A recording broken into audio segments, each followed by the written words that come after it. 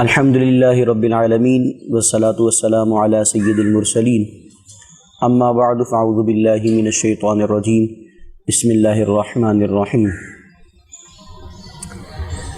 الذین یذکرون اللہ قیاما وقعودا وعلی جنوبهم ویتفکرون فی خلق السماوات والارض ربنا ما خلقت هذا باطلا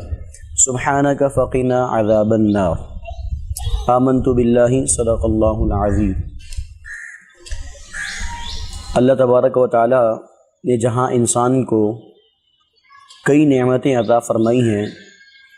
جہاں پر اللہ تعالیٰ نے انسان کو جسم صحیح سالم عطا فرمایا ہے، اور جہاں پر اللہ تعالیٰ نے انسان کو اعضائے بدنیہ عطا فرمائے ہیں، اسی طرح اللہ تبارک و تعالیٰ نے انسان کو عقل بھی عطا فرمائی ہے۔ تو آج کا جو میرا درس ہے وہ عقل پر ہے کہ عقل کی اہمیت، عقل کی جو عقل و شعور کی اہمیت۔ تو آئیے میں آپ کو بتاتا چلوں کہ قرآن پاک کے اندر اللہ تبارک و تعالیٰ نے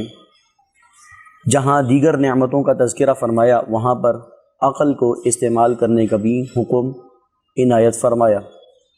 جیسا کہ اللہ تعالیٰ نے قرآن پاک میں فرمایا افلا تعقلون، کیا تم عقل نہیں رکھتے؟ یعنی غور و فکر کرنے کا اللہ تعالیٰ نے حکم دیا ہے، اور نوع انسانی کو کائنات کے اندر غور و فکر اور مشاہدات کرنے کا اور شعور حاصل کرنے کا حکم اللہ تعالیٰ نے ارشاد فرمایا ہے۔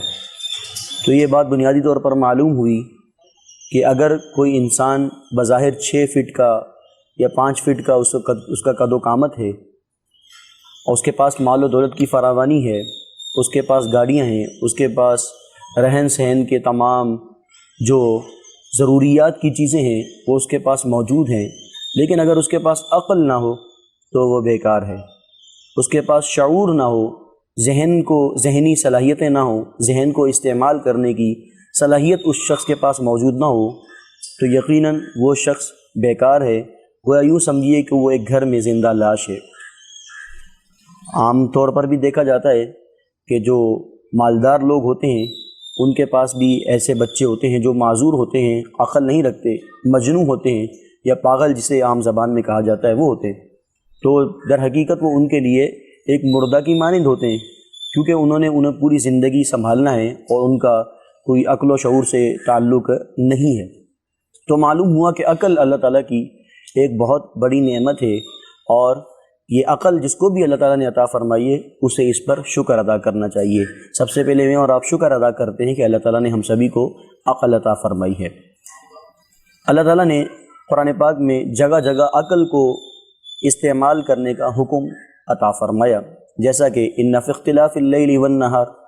کہ بے شک زمین اور آسمان کے بدلنے میں، اور اس کے آخر میں ارشاد فرمایا کہ ضرور نشانیاں ہیں عقل والوں کے لیے۔ تو عقل والوں کے لیے نشانیاں ہیں، تو معلوم ہوا کہ جو بے عقل ہیں، یعنی جو سمجھ نہیں رکھتے، شعور نہیں رکھتے، انہیں اللہ تعالیٰ کی نشانیاں نظر نہیں آتی۔ جب وہ اللہ تعالیٰ کی نشانیاں نہیں دیکھتے تو اللہ تعالیٰ کی معرفت بھی یقیناً حاصل نہیں کر سکتے۔ تو معلوم ہوا کہ عقل کے استعمال کے ذریعے، شعور کے استعمال کے ذریعے بندہ اللہ تعالیٰ کے قریب ہوتا ہے، اور بندے کے اندر اللہ تبارک و تعالیٰ کی معرفت نصیب ہونا اسے شروع ہو جاتی ہے۔ یہ بات آپ کو سمجھ میں آ گئی کہ عقل کیوں ضروری ہے۔ اس کے بعد جب ہم دیکھتے ہیں اور احادیث مبارکہ کا مطالعہ کرتے ہیں تو خود حضرت جناب محمد رسول اللہ صلی اللہ تعالی علیہ وسلم نے بھی اپنے صحابہ کو جا بجا ایسے سوالات کے ذریعے،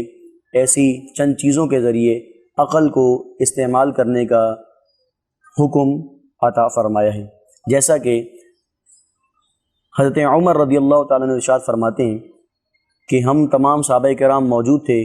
اور حضرت ابن عمر یعنی حضرت عمر رضی اللہ تعالیٰ عنہ کے بیٹے بھی موجود تھے جن کا نام عبداللہ ہے۔ حضور علیہ الصلوۃ والسلام نے سوال کیا، اے میرے صحابہ یہ بتاؤ کہ ایک درخت ہے، اس کے پتے نہیں جھڑتے، وہ کون سا درخت ہے؟ اس درخت کی مثال بندہ مومن کی طرح ہے کہ وہ پھل بھی دیتا ہے اور اس کے پتے وغیرہ بھی نہیں جھڑتے۔ تو حضرت عمر رضی اللہ تعالیٰ عنہ کے بیٹے حضرت عبداللہ وہاں موجود تھے، اور وہ فرماتے ہیں کہ میرے ذہن میں اس کا جواب آ گیا لیکن میں نے اس کا جواب نہ ارشاد فرمایا، اس وجہ سے کہ دیگر صحابہ کرام، اجلہ صحابہ کرام موجود تھے، تو میں نے اس کا جواب نہیں دیا۔ تو خود حضور علیہ الصلوۃ والسلام نے تھوڑی دیر توقف فرمایا تاکہ صحابہ کرام غور و فکر کریں اور اپنی عقل کو استعمال کر کے اس جواب تک پہنچیں۔ کچھ دیر وقفے کے بعد پیارے آقا صلی اللہ علیہ وسلم نے ارشاد فرمایا، اے میرے صحابہ، وہ درخت جس کے پتے نہیں جھڑتے اور وہ پھل ہی دیتا ہے اور اس کی مثال بندہ مومن کی طرح ہے، وہ درخت کھجور کا درخت ہے۔ تو جب یہ محفل ختم ہو گئی تو حضرت عبداللہ اپنے والد گرامی حضرت عمر رضی اللہ تعالیٰ عنہ کے ساتھ جب تشریف لے گئے گھر کی طرف، تو آپ نے فرمایا، اے میرے بابا جان،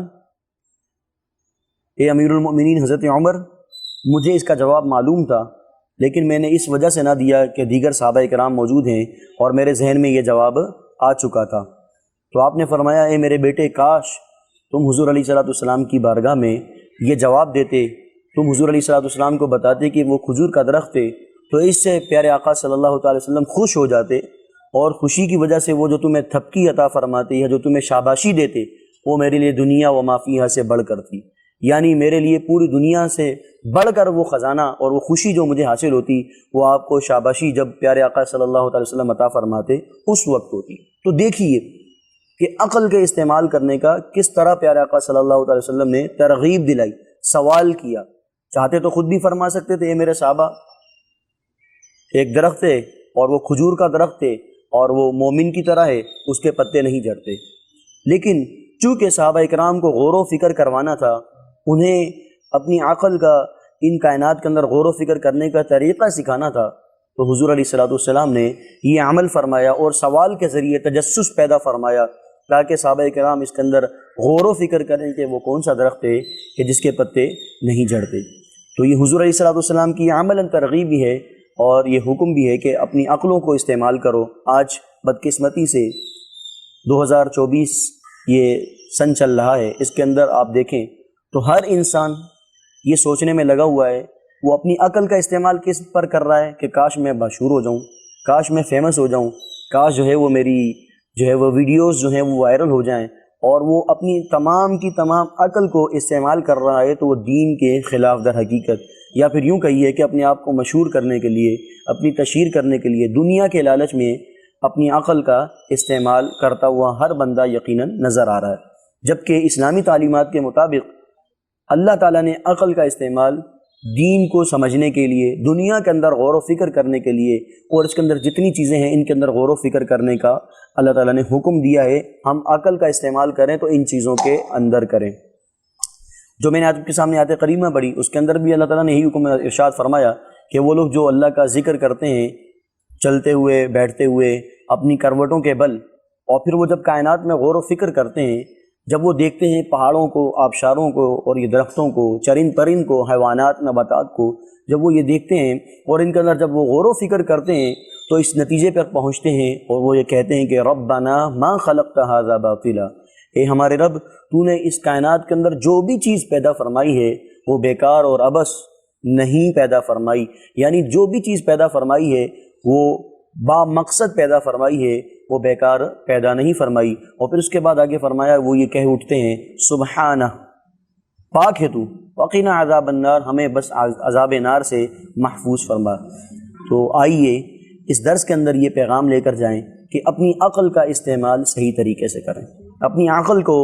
دین کے کاموں میں لگائیں، اپنی صلاحیتوں کو دین کے کام میں صرف کریں، یہی ہمارا مقصد ہونا چاہیے۔ سوشل میڈیا کا دور ہے، بدقسمتی سے ہمارے نوجوان اپنی عقل کا استعمال کرتے ہیں، اس لیے کرتے ہیں کہ کوئی ایسا پیکیج مل جائے کہ جس میں ہمارے کو پورا مہینہ جو ہے وہ کم پیسوں میں اچھا پیکیج لگ جائے۔ ان چیزوں میں عقل تو استعمال کرتے ہیں، لیکن دین کے معاملے میں یا کائنات کے اندر غور و فکر کرنے کے معاملے میں وہ غور و فکر جو بندے کو